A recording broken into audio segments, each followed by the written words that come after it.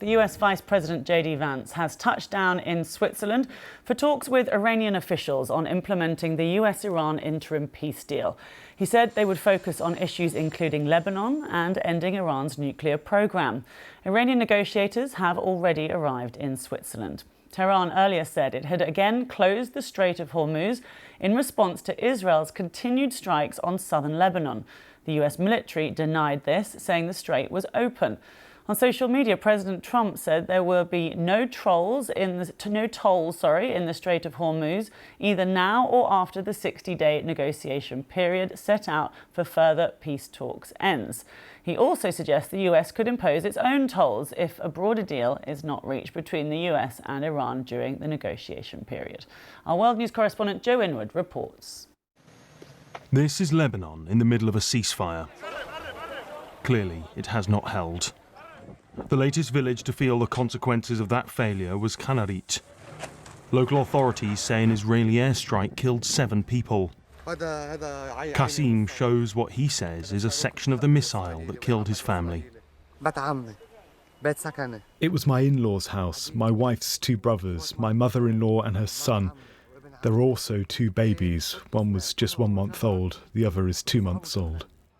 Israel says it was responding to attacks from Hezbollah. The Iranian-backed group say that is a lie. Whatever the truth, Iran's response to the continued fighting was to once again close the Strait of Hormuz, the vital waterway that had only just reopened. Although the US has denied that it's closed, the peace process is clearly in trouble. The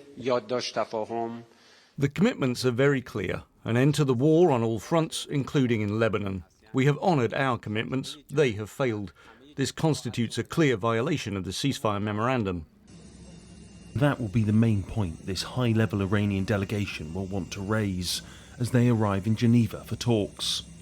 Representing the US will be the Vice President, who has recently been critical of Israel's attacks on Lebanon and knows they could jeopardise a deal.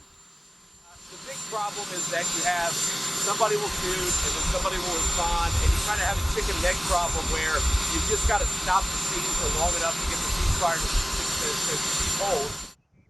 Although that is not yet how it appears on the ground.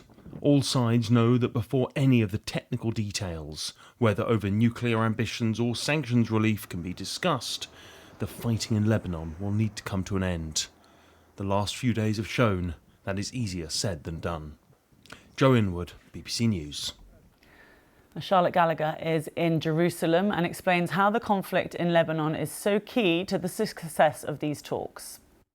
It's one of the key things that's going to be discussed in Switzerland. As you heard Joe saying there, Lucy, we heard that there was a ceasefire on Friday that had been agreed between Hezbollah and Israel. And then within minutes, we heard there had been airstrikes in southern Lebanon. Both sides, Hezbollah and Israel, accusing the other of breaking the ceasefire. We know that about 47 Lebanese people have been killed, and Israel says 4 Israeli soldiers have also been killed inside southern Lebanon. So the clashes have continued, and that's a huge sticking point. That is one of the main points in this peace deal framework, that the clashes inside Lebanon have to stop. And we heard from Iran yesterday, they said they were closing the Strait of Hormuz because those clashes haven't stopped. Now, the United States say the Strait of Hormuz is still open, so it's slightly confusing at this point. But of course, Iran have the power over that stretch of water. And I think they've really realised in this conflict how much power that does hold and how much it can influence the world economy. So that's going to be one of the key points discussed today. And I think we're going into these talks with the US and Iran wanting to prioritise different things. Now, for Iran, of course, they want the fighting inside Lebanon to stop, firstly. They also want their assets unfrozen. They want to be able to sell oil on the open market. They want those sanctions lifted. For the United States, they want a pledge from Iran that they will never make a nuclear weapon. Now, Iran has said they're not enriching uranium to make nuclear weapons. They're enriching uranium for energy, for clean energy, but the United States and many other countries, including Israel, don't believe that. So they're going in with different priorities, but they have 60 days to try and iron out those differences. But yes, firstly, Lebanon and the Strait of Hormuz, the key issues that they're going to want to discuss. But it does look like these talks are going ahead, because at one point it was a little bit uncertain, wasn't it, whether they would actually go ahead at all? Yes, both sides said they weren't going at one point, but now we know, as you heard there, the Iranian and the American delegations are inside Switzerland ready for those talks. Of course, Israel not represented at those negotiations, and it's been a difficult situation for the Israeli government, this, because they went into this war with the United States, but they've been pretty much sidelined. They hoped that there would be something in that framework deal about Iran stopping funding Hezbollah.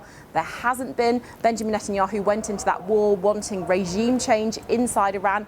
Well, if anything, Lucy, the Iranian regime is stronger than it was before the war. So people inside Israel are feeling quite vulnerable from this deal and also quite constrained because, of course, their most powerful ally, the United States, wants Israel to stop fighting inside Lebanon because they feel it could really risk that peace deal with Iran.